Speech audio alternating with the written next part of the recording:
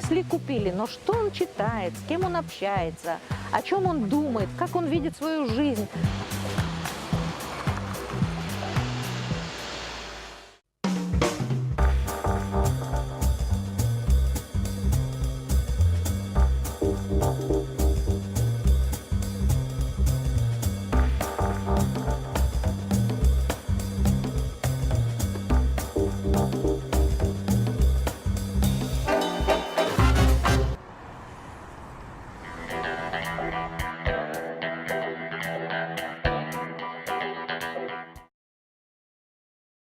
Я, честно говоря, совершенно неприхотливый человек. Меня мало что может раздражать.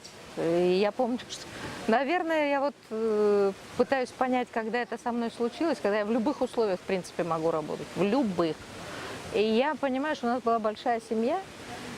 И вот в этом шуме, гамме, в бесконечных разговорах, ну, каждый вечер я исхитрялась находить какое-то пространство для себя и где-то там тихо заниматься своими делами. Личное пространство – это важно, мне кажется, потому что у каждого человека должна быть возможность уединиться, может быть, просто побыть наедине с собой, сделать какую-то работу, только которая к нему относится, его касается. Мне кажется, это важная часть жизни человека. У каждого ребенка, например, в семье должно быть собственное место, пространство вот это вот для жизни, может быть, даже комната, что, наверное, в наше время и роскошью какой-то является. Не знаю, мне кажется, что личное пространство, пусть даже совсем маленькое, это не обязательно габаритное пространство, но это вот место, где тебе хорошо, оно у человека должно быть всегда. Да, это может быть как-то противоречит, может быть, нашим традициям каким-то. Мне кажется, во все времена у человека была эта возможность. А почему нельзя уединиться и побыть в лесу одному, или в момент, когда... Или да где угодно.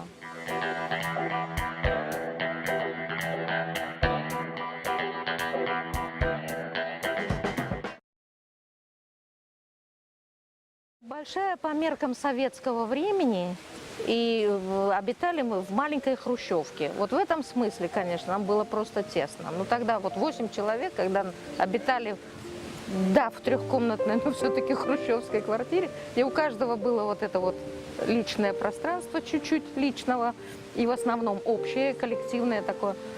Да, наверное, это было тесно, но было здорово. Но было здорово, и мне этого, конечно, не хватает всегда.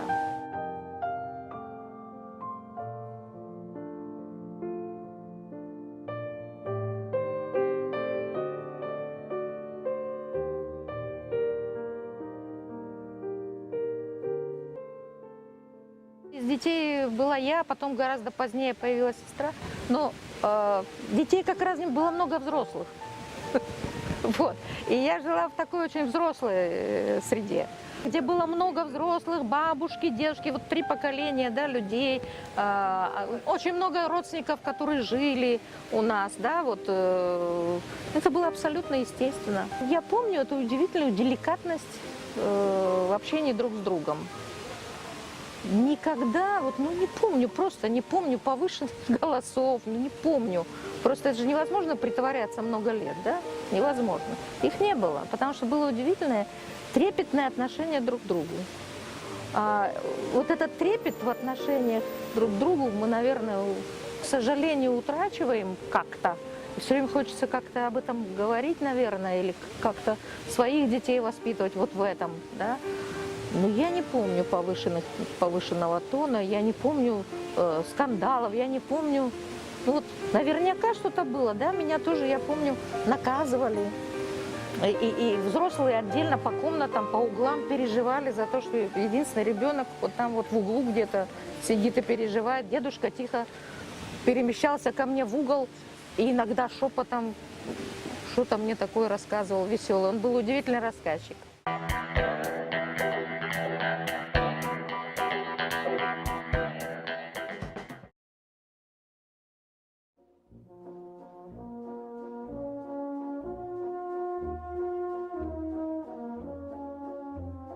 Сухум моих бабушки с дедушкой. Я помню все их разговоры о том, как вот здесь вот у колоннады каждый вечер были танцы. и играл духовой оркестр. И люди выходили погулять, и здесь кружили танцующие пары. Я вот уже не знаю, как насчет местных, участвовали ли они в этом, ну почему бы и нет. Вот. Но я помню, как меня иногда выводили вот сюда к колоннаде. И вот это было бесконечное ощущение вот полноты жизни, да, вот когда ты переполнен вот через край вот этой вот жизнью, этим ощущением того, что ну, это радостно, жить это здорово, да. И, например, очень хорошо помню, и опять-таки это были вечера, такие сладостные, может быть, потому что этих людей уже нет, моих дорогих, моих самых-самых любимых, их уже нет сегодня. Но я помню это бесконечное ощущение счастья, когда меня на руках несли вечером, уже готовую ко сну, такую вяло лежащую на плече у отца, да, и меня несли вечером после просмотра фильма. Наверное, взрослого фильма, потому что вечерний был сеанс, вот в парке имени Ленина напротив администрации. Тогда там был такой вот ракушкой кинотеатр открытый, зеленый театр, да, его называли. И вот там вечерние были просмотры фильмов. И вот мои взрослые, мои старшие ходили. И я помню вот эти вот вечера, когда меня брали такие на эти фильмы. Но это вот детство, да, из детства. А потом это, конечно, Амра. Это, конечно, Амра, это огромный кусок моей жизни, бесконечно любимый, по которому я ностальгирую без конца. Ну, потому что было вот то, чего не хватает, наверное, в сегодняшней жизни. Было ощущение свободы и вот то, что дорогие люди и интересные люди рядом, вот здесь. И вот это вот было, конечно, таким очень важным ощущением.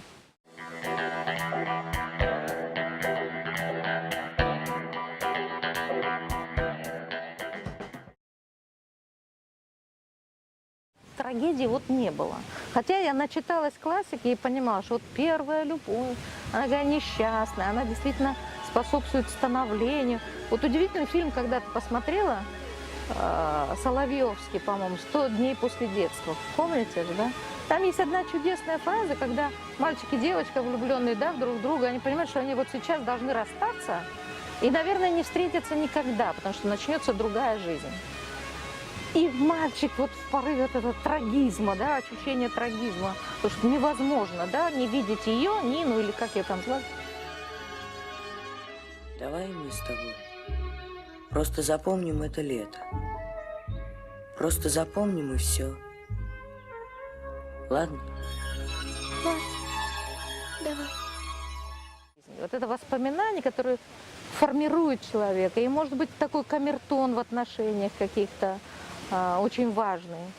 Ну вот у меня вот таких трагедий не было. Наверное, это ужасно, но вот, ну не было. Наверное, на это делает человека. Все было очень, да, все было довольно гармонично. Наверное, вот я так понимаю, что мои старшие все-таки создали эту атмосферу удивительную, заботы и такой ненавязчивый. По сути, ну, наверное, да, но меня не баловали, ей-богу. Ей-богу, да мы немного требовали.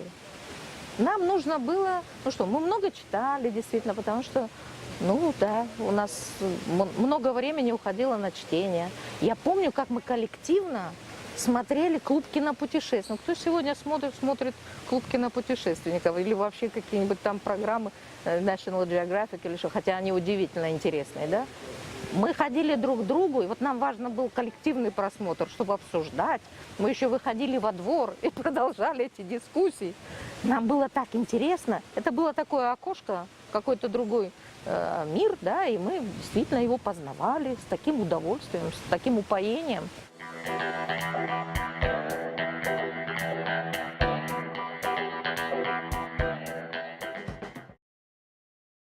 Когда в августе я в окно открытое услышала, бежала женщина и истошно кричала. Сначала не могла понять, что она кричит. Я выглянула в окно, и она бежала по улице, по пустой улице. Совершенно никого не было, потому что это было лето, это был август. Я помню, моя тетя уехала на экзамены, вступительные экзамены шли в университете. И она кричала: «Война, война, война». Я кинулась к телевизору, телевизор не был включен. И как раз там появился диктор. И вот это вот было сообщение ужасное. Мне казалось, что это настолько... Хотя предчувствие было, да, предчувствие войны было, безусловно. И вообще я бы сказала, что вот этот вот период начался гораздо раньше. Даже вот 92-й это такая физическая уже такая стадия. А вот 89-й. И мы были в гуще всех этих событий. И я помню вот эти места, полные людей, да, где бесконечно проходили митинги, там, сям. Я помню, мы сидели на Амре, когда волна вот оттуда из первой школы, тогда грузинской, людей оказалось вот здесь на берегу, да, ну, в общем, было страшно. И я помню, кто-то из моих друзей тогда сказал, вот это на десятилетие. И мне казалось, что это так странно, то есть как? Это должно кончиться, это невозможно, чтобы это продолжалось долго. А когда началась война, я поняла, что вообще это может быть надолго.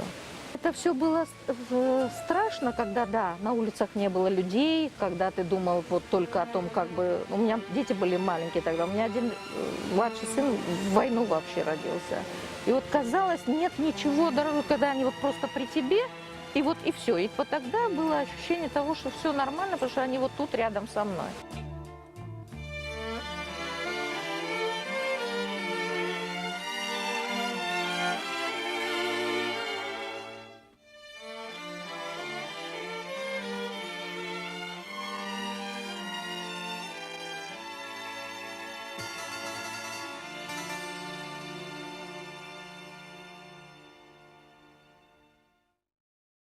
К счастью, она не длилась десятилетиями, война, но она сделала очень плохую работу, да, не говоря о жертвах, да, которые на алтарь победы принесены. Вот, она расчеловечивает иногда, да, вот она не просто инфраструктуру уничтожает, людей, а потом вот какие-то дома, здания и так далее. Вот, но не это главное. Вот человек перестает думать о будущем, да, видеть перспективу какую-то. Он живет сегодня настоящим, в нем просыпаются инстинкты, и они уже командуют человеком, они уже главные. Вот мне кажется, что человек, настоящий человек, это тот человек, который справляется со всеми своими инстинктами, может быть, не очень хорошими, потому что среди инстинктов есть разные. Вот с тем плохим, что есть в тебе, бесконечная борьба. Трудно быть хорошим человеком, это труд.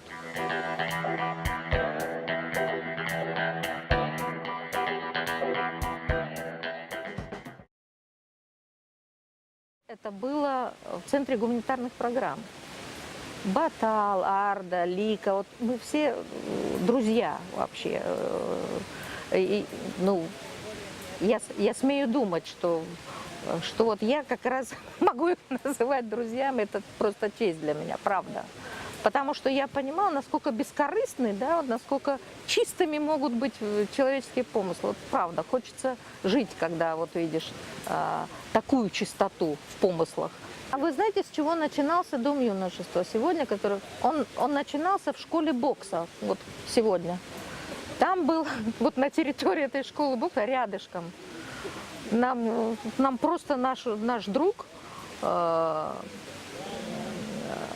вот это помещение, то ли сауна там была, то ли что-то. В общем, что-то обшитое деревом и не пострадавшее в войне. Вообще было довольно целое, даже два помещения. Такой предбанник и сама, видимо, и какое-то еще помещение типа холла. Маленькое-маленькое пространство и дворик. Я сказала, ну давайте, начинайте здесь. У нас не было ничего, у нас не было места. И что мы делали, знаете, мы ходили по дворам и собирали детей, которые просто непрекаянно шатались по собственным дворам, по улицам. Говорили, а хотите, вот давайте мы попробуем вот собраться вместе. И вот с того момента начал строиться, что ли, и наш дом, вот, который мы все-таки строили, построили, образно говоря. Вот. И я до сих пор просто убеждена, если детьми заниматься, Вот просто, если они даже будут ощущать вот эту вот заботу взрослых о себе, они просто будут другими.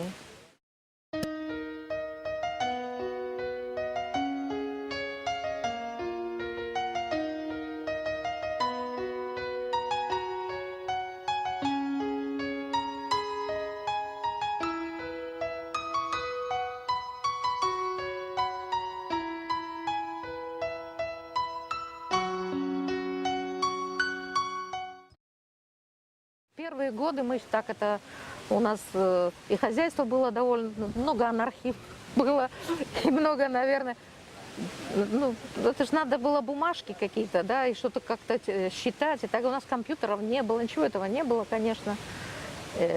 И мы поняли, что у нас в год примерно, ну первый год у нас было человек 400.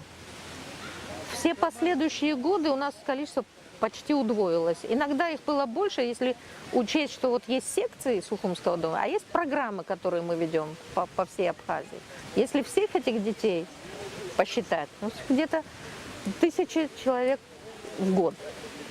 Да? А нам 20 лет. 20 тысяч. Ну, 20 тысяч. Ну, вот, знаете, 20 тысяч, ну, здесь тоже надо как бы быть честным.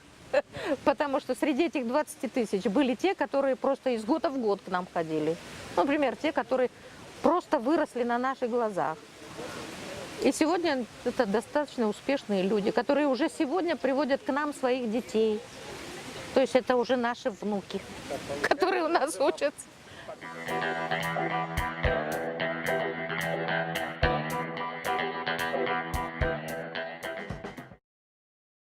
Реально мы понимали, что у государства нет этих средств, да, для детей. Все-таки какие-то средства были нужны. Элементарно, у нас стульев не было. Просто стульев, да, чтобы их детей посадить куда-то. Мы искали частных спонсоров. Кто-то нам что-то дарил. Ну, вся наша разбитая мебель, которую мы починили из дому, перекочевала в дом юношества, понятное дело, у многих так. Но все, что мы могли притащить туда, потому что мы обустраивали свой новый дом, да, как бы, да, мы приносили сюда, да. Многие годы очень хотели, чтобы местные люди все-таки поддерживали. И нам казалось, что это абсолютно очевидно, что в детей надо вкладываться, да. Надо обязательно как-то участвовать в жизни наших детей. Но долгое время не было этой возможности. Мы это понимаем прекрасно. И когда появились первые ласточки здесь, среди абхазских меценатов, которые стали поддерживать работу Дома юношества и до сих пор поддерживают.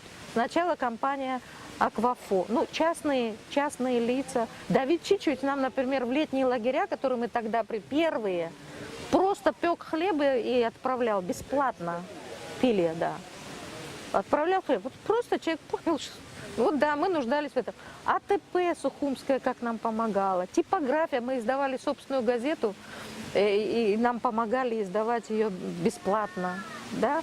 Печатали выпуск целый, там, тираж целый. Это частные лица помогали. Потом стал Мобайл. Сейчас помогает агентство Премиум. Ну, у нас сейчас мы можем уже говорить, что нас финансируют 50 на 50, да, то есть у нас есть программы, которые мы делаем в данный момент с фондом ЮНИСЕФ, детский фонд ООН, и у нас вся работа секции, это вот сейчас агентство Премиум, которые поддерживали раньше, вот те доноры, о которых я говорила раньше.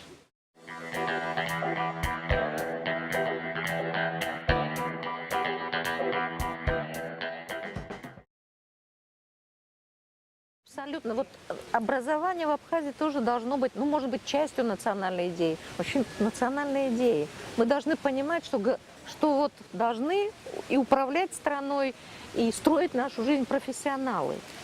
Но пока у нас слабая школа, да, допустим, слабая школа, соответственно, слабый вуз, соответственно, дальше мы не очень компетентны, может быть, еще.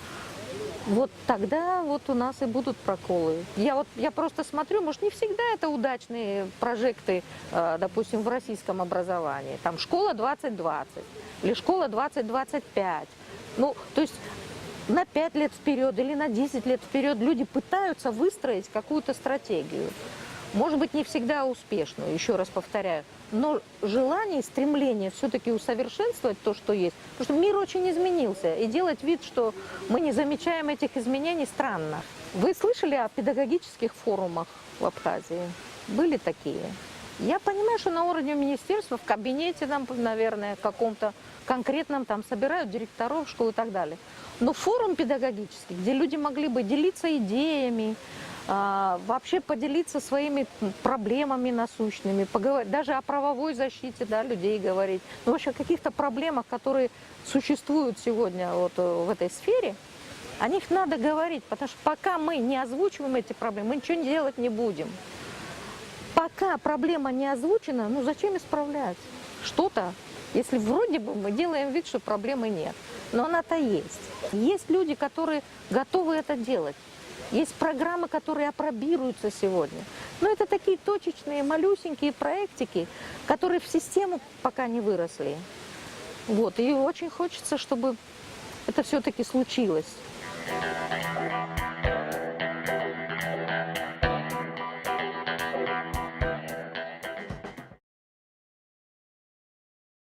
В свое время вот Дом юношества открывался как психореабилитационный центр. Мы работали с травмой. У нас были профессиональные психологи, вот Арда и Налапа, да, и потом у нас были люди, которые получили психологическое образование как второе.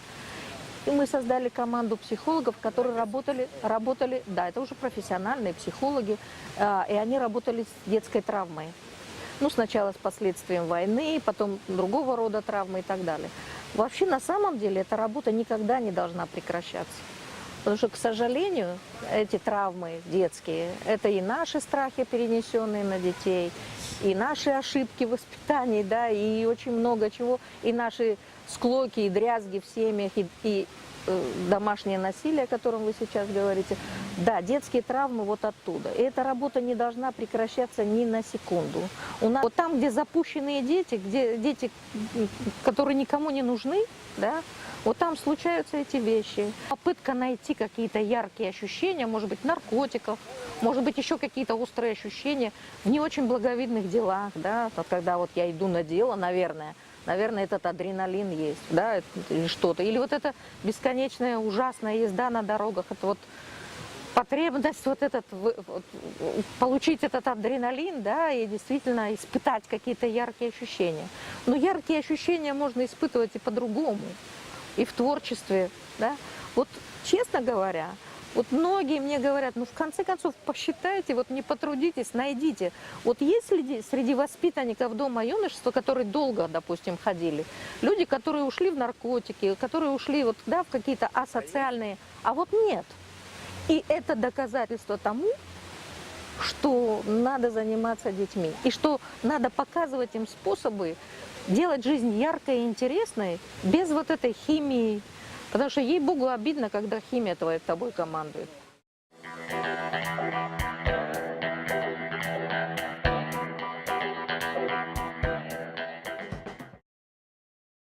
Нельзя сказать, что родители не любят своих детей. Все любят по-разному, наверное. Некоторые просто оберегают, но это медвежья услуга. Некоторые дают им все, чтобы от них отстали, потому что у них там своя жизнь, может быть. Другие там, ну, разные есть модели, да. Но на самом деле все равно в основе вот этого, это вот не равнодушие или бездействие по отношению к собственным детям, когда ты ребенком не занимаешься все-таки. Вот когда не занимаешься, не участвуешь в его жизни, не видишь, как он живет, чем он дышит, чем он интересуется и так далее. Ну, оденем, принесли, купили. Но что он читает, с кем он общается, о чем он думает, как он видит свою жизнь. Вот я очень хорошо помню один разговор с мальчишкой, с которым давно это было, еще в самом начале, когда Дом юношества появился. Мы просто говорили с детьми, абсолютно был простой разговор о каких-то очень важных вещах. Ведь они очень многое видят и очень многое понимают, дети. Они чувствуют вот эту несправедливость, они понимают, что как-то неправильно живем. Они все это, может, не всегда правильно формулируют. Но ребенок мне сказал, вот мы сейчас говорим о таких вот важных вещах, да, а с нами никогда в жизни никто из взрослых, я не только о семье говорю, но и в школе тоже, да, никогда в жизни об этом не говорил, а мы хотим об этом говорить. А мы должны понимать, вообще мы туда идем, не туда, мы правильно делаем, неправильно. Вот эти вот оценочные какие-то вещи, да, мы перестали, исчезла такая общественная оценка вот негативных поступков.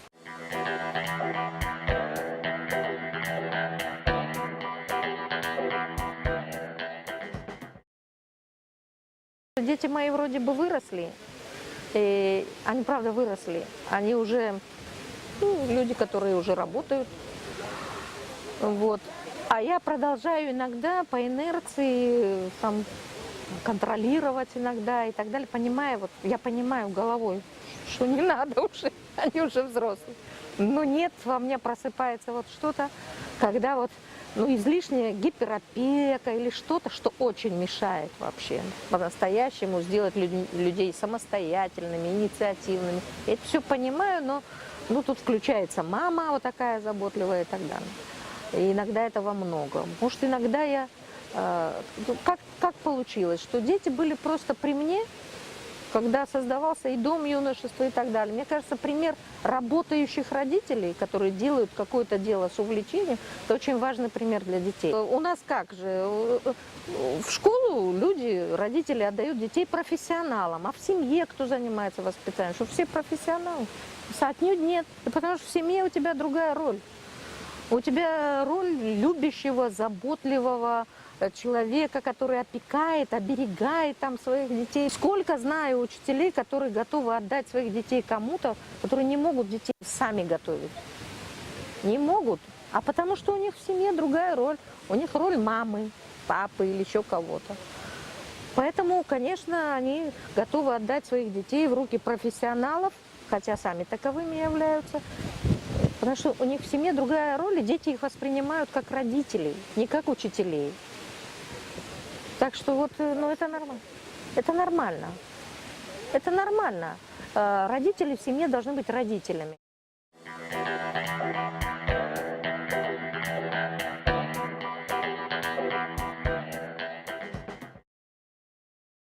С годами понимаю, что многое могу простить. И прощаю. Даже не знаю, даже какие-то вот очень серьезные вещи тоже, наверное, прощаю. Были, да. Вот как-то с годами начинаешь понимать, что главная ценность все-таки жизнь сама по себе. И что какие-то вещи ее укорачивают. Ты не вправе укорачивать чью-то жизнь, например. Мне помогают люди всегда вот в этих ситуациях, самые дорогие, самые и близкие. Вообще главный свет в моей жизни – это моя тетя все-таки.